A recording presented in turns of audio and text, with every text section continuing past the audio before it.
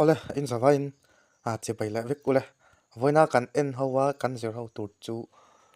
WhatsApp I kan chat mo mi kan biak na te kham mi mu thei lawa lockdown hai dan yang chu khatiang kha kan zer ho in kan en ho le anga uluk dan ilo en don ne chon ka video to phleng ilo en don nia iron ien lo chuan ithiam kem lawang comment a khan anting in lo ti de main ka video hi in lo en zo phat don nia ole ka video hi tha iti ilo hlok pui ne chuan mi lo like sakin no share sakvele ram don nia ti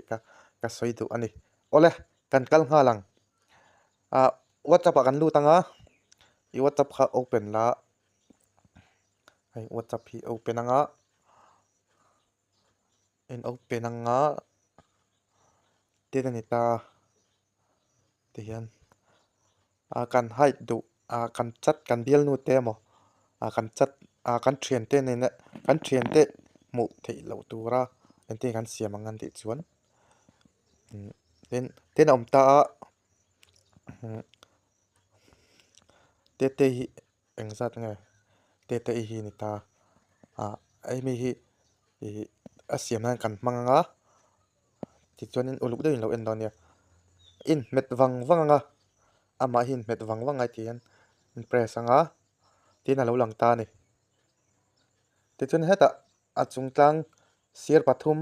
dot in thai thla khan ilu tang tian tianga hei lok chat tiom hi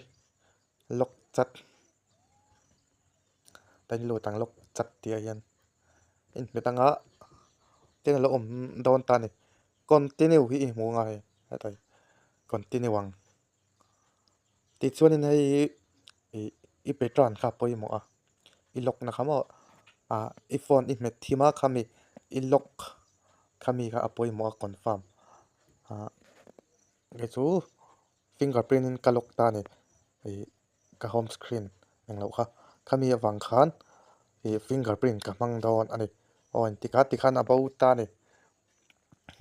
ti chuan group po hi thaya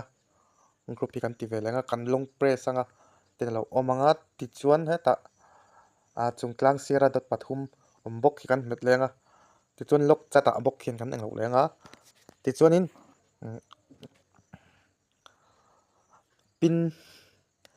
pin in man chuan pin alo langa lok in petran khai lok mo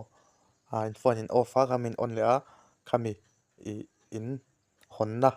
code aka khami kha anita ti chuan in hi fingerprint in kaloka chumi chu katila mang ten apau ta ni ti chuan alang tami lo ta hi ti chuan ten ni ta khami kha khonge om kan ti chuan